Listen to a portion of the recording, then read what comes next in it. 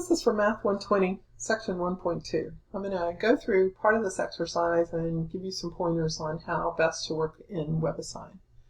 So first of all, if I wanted to bump this page up so that I could see it better, maybe this font is a little bit too small for me. If you hold down Control and hit plus, you can see it bumps the font up, and minus will take it back down. Across the top, it tells you question numbers, and here I can see I've answered none of these questions. But if I wanted to go directly to number 10, because that's the only one I had left, then I would go to number 10 here, and it'd take me all the way down to that problem. Coming through these first problems here, I can see each one is asking me for the kind of function this is. And if you look at the PowerPoint for section 1.2, these functions are gone over briefly. So you want to look through that PowerPoint and make it a lot easier to figure out what you're doing here. But even without going through the PowerPoint, this says log, and that's not polynomial, that's not power, that's not trig, that's not algebraic. You can see logarithmic is right here.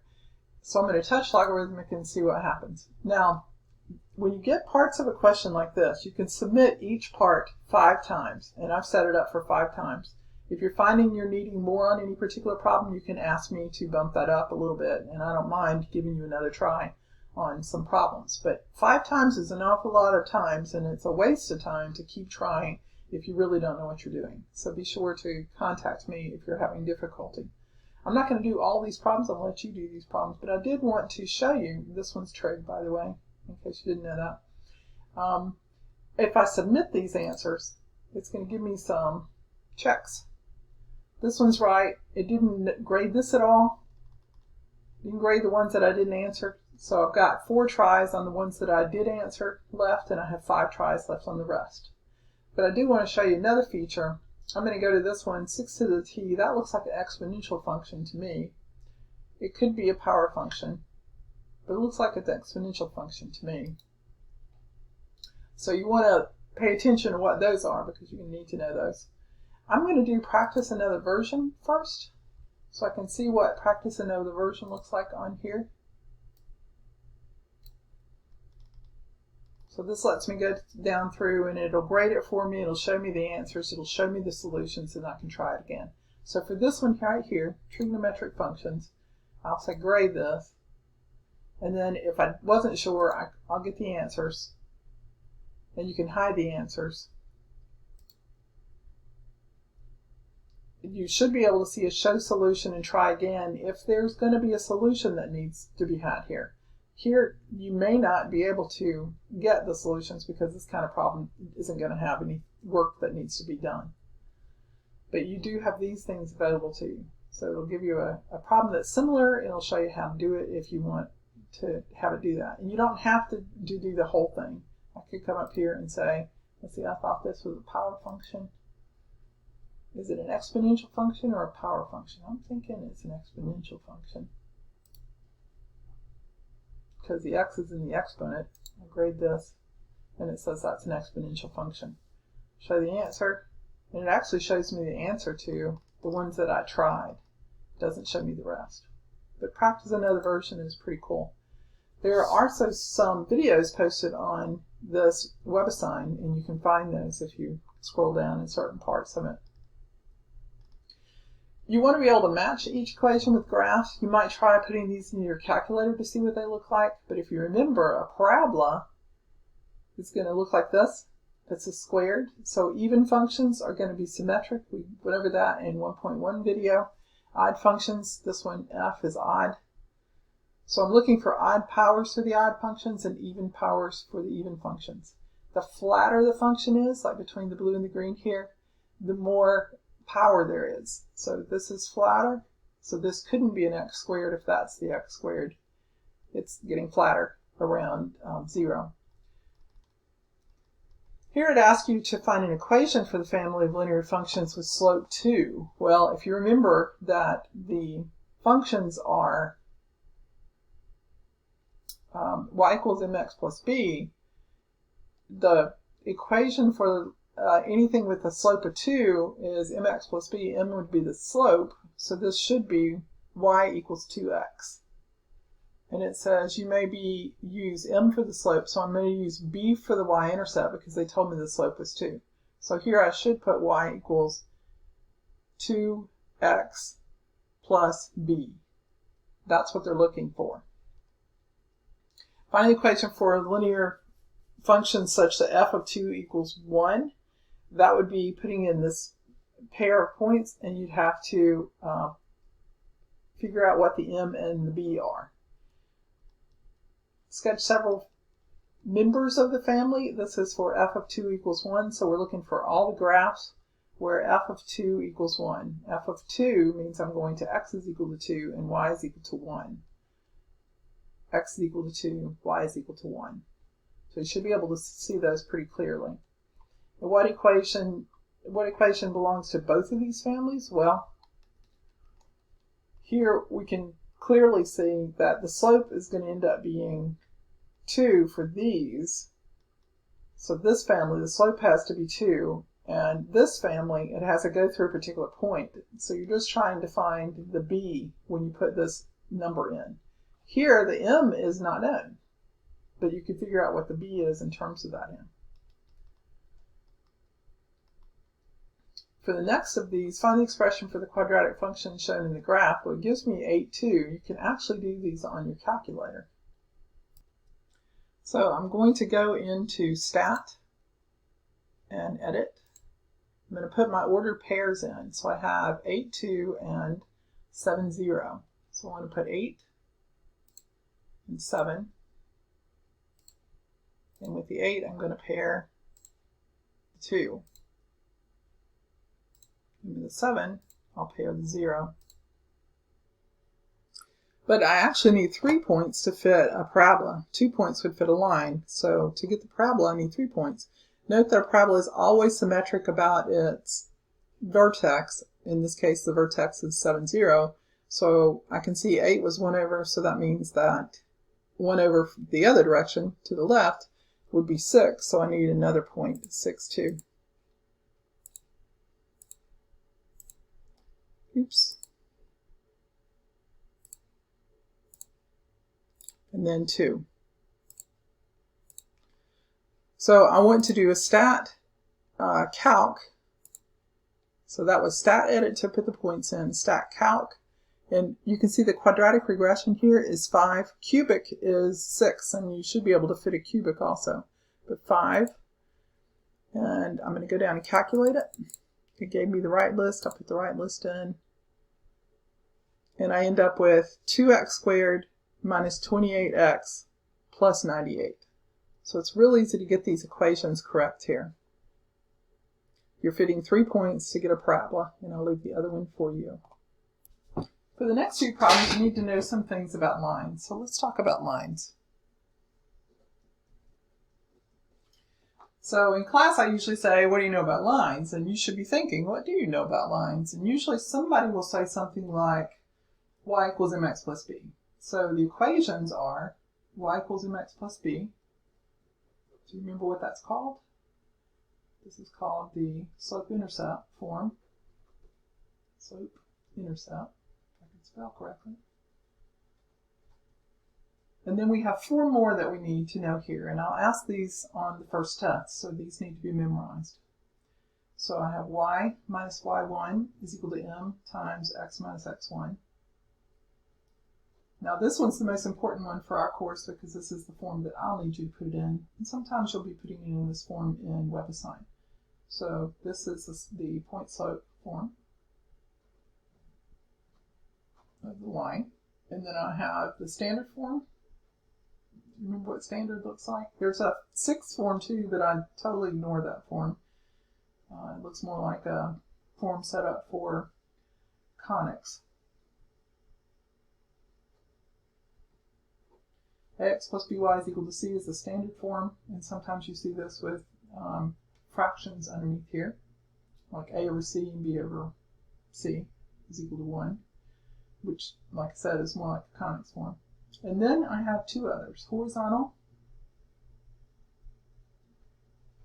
and vertical. And this is vertical, C-A-L. So on the first test, I'll ask you for these 5 lines and their names. So these should be memorized. It's an easy 10 points. Just handing it to you. So this is y is equal to b, and that's like horizontal line has a 0 slope. So y is equal to b, and then the vertical line has undefined slope. So there shouldn't be any slope part in here at all. So this is x is equal to a. It's very strange lines, but those are the ones that you should know. Now you can kind of remember horizontal versus vertical with this mnemonic device, HOIVUX, and it means horizontal lines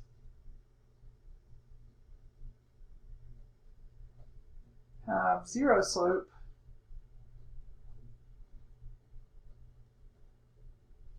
y is equal to something. Vertical lines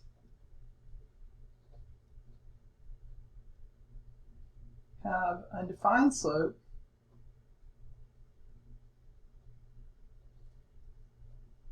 and this says x is equal to something. So this is a mnemonic device, and this will be the bonus on the first test. There are a couple other things you need to know about lines. You need to know about slope. If you remember that, slope is equal to m. And then there are two other ones you need to know here. This also needs to be on the first test. The slope is equal to m is equal to rise over run. If you're looking at a graph, you put in a little triangle and do the rise over run. And sometimes it's negative, the line is going down. And this is y2 minus y1, rise is y's, over x2 minus x1. So these are the things you should know about lines. So applying that here, this is saying that the line C, and you can see this is a line it has, D is actually the variable. The recommended adult dosage for drug is, so suppose the drug dosage, actually D is not the variable, A is the variable, A is the age. Suppose the dosage for an adult is 100 milligrams. Find the slope of the graph of C. So the adult dosage, D, is 100. So I do 100 times this to get my slope. And what's the dosage for a newborn? Well, I've got 100 times this, and the newborn would end up being A of 0, newborn, right? 0 is the age. And then I figure out exactly what that dosage should be. Now D is given as a constant, so don't play with this too much. The next one says the relationship between Fahrenheit and Celsius, and this should be familiar formula to you. It's just asking you what's the slope and what's the intercept. The F-intercept in this case is the same as the Y-intercept because F is the same as Y in this formula. That comes straight off of one of our formulas that I just talked about. The next one says Jason leaves Detroit at 4 p.m. and drives at a constant speed, and he passes Ann Arbor 40 miles from Detroit at 4:50 p.m. So express the total distance traveled in terms of time in hours. So we're talking hours here. 50 minutes would be 50/60th of an hour. So you're actually putting 2 points in here. So that means that you need to find the slope to begin with. And then notice that it says elapsed time, so that 4 o'clock would be a 0. So whatever you're doing at 0, 0 is going to give you what you need for your distance traveled. So work with that one. Then they want you to draw the graph here, but I don't ask you to turn in things with instructors asking you to graph like this. What's the slope of the line? Well, that was what I just was talking about. You're putting in the elapsed time and the distance. And what does the slope represent? So these should be fairly straightforward questions for you. If you have trouble identifying what kind of graph you're looking at, again, go back through the PowerPoint so that you can see the different types of graphs. But here, you could put these into your calculator, putting A, B, and C in maybe all as ones, or you could put them in all as 3 different numbers. But you should be able to tell me what kind of graph this is. This one should be really obvious to you. For this next exercise, hopefully you're able to see this graph just fine. If you're not, you're going to have to look into getting it to show up on your computer. So for the next exercise, I'm plotting these points. And I can put points on the graph anywhere I want to. This is 14.1 and 4,000. 14.1 and 4,000.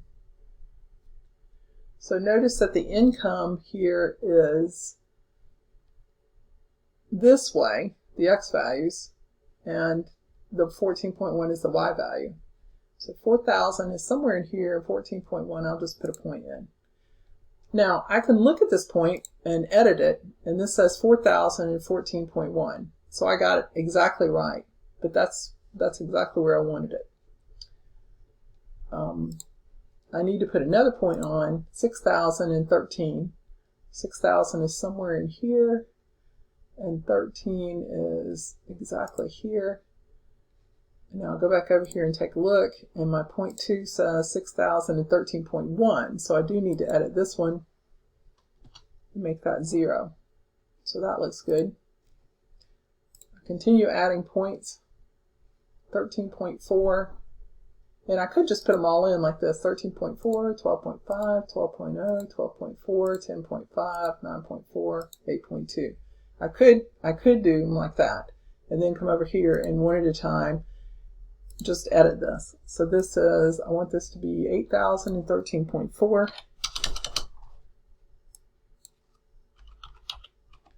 And so on. So you kind of get the idea of what these points are supposed to look like. I still have point on here, and I accidentally put another one in, so I'm going to want to delete that one. So I'll come down here and get rid of that last point, and it asks me if I want to delete it, and I tell it yes. So I should have 9 points. 1, 2, 3, 4, 5, 6, 7, 8, 9. Once you're done with the exercise, you want to decide whether or not it's linear. Find a linear model using the first and last data points. And you can find the linear model like I told you. Well, actually, this says first and last data points, but you could find the linear model going to the calculator, putting in the first and last points. That's in Stat, Edit. And if you want to clear these out, go up to the tippy top and hit Clear. Don't hit Delete, it'll delete the graph off the screen, the list off the screen, which is not terrible. You can put it back pretty easily. Actually, let me show you where you can put it back. If I did delete this off, let me go up and show you. Delete. It got list 1 is taken off the screen now. So I go into Stat and do Setup Editor 5. Hit Enter. And if I go back into Stat, I can see that list 1 is there. So for this first exercise, they're wanting me to put the first and last points in. So that's 4,000. And the last point is 60,000. And the y values are 14.1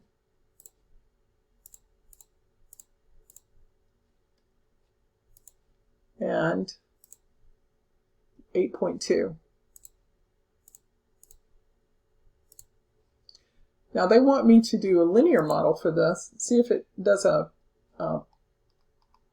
line. So find a linear model using the first and last points. So that means I'm going to go to Stat, Calc, do LinReg, that's 4.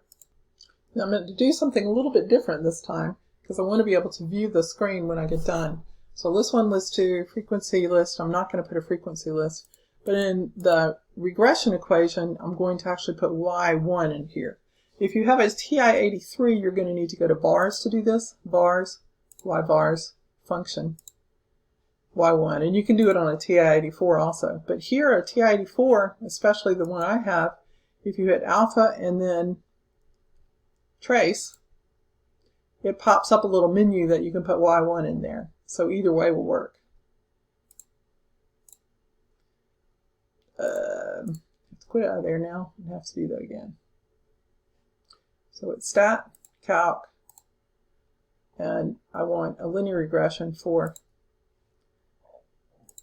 and I want my regression equation to be alpha Y1, and then I'll calculate. Now this does several things for me.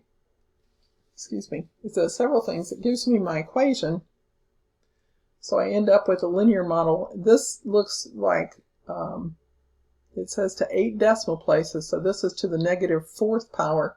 So this would be negative 0.0000105 all the way to 8 decimal places. So make sure you put that in correctly. Plus your b there, y equals mx plus b. So this would be the lim-reg for just the 2 points being used, going through the first and the last point in the data set. Now because I put the regression equation in, I can see that where it is here also. So if I touch y equals, it'll give me that regression equation, and I can scroll across and see what that regression equation is. But what it also does is it puts it on the screen for me, so I have a good idea of how these points fit together. Now whenever you're using a plot like this, I'm going to have to set up the stat plot to do this. So I'm going to set second stat plot. I want the first one on, so I'll hit enter. I'm going to go in here, turn that on. In this case, I want a scatter plot, and that's the first one here. The type is, I'll leave everything the way that it is in there, and then I'll do zoom. And if you look, there's zoom 9 and zoom stat. These shortcuts you're going to want to write down and study, because I'll ask you to do these on the test. So zoom 9 will give me a zoom stat, and it'll put points on the grid and put the line straight through the first and the last point. So when you come to answer this, you can see which one of these lines goes straight through the first and the last point. It becomes really obvious. Now for the next one that they have you do, they want you to repeat the exercise but using all the points. So you'll go back into stat, edit, and you put all the points in that table in. You will have to do this on the first test, so be prepared to do that. Being able to work in the stat menu isn't all that important for calculus, but it is important for this first test, because you need to be able to plot points and make calculations and draw graphs. So looking at this last question, think very carefully about things like parabolas to determine what you think this answer should be. So you should be ready to complete this assignment now. It's not due until Friday, I think, but I only give you such long, flexible time so you have time to do it. The time to do it is today. D-O, do it today. It's not due until later.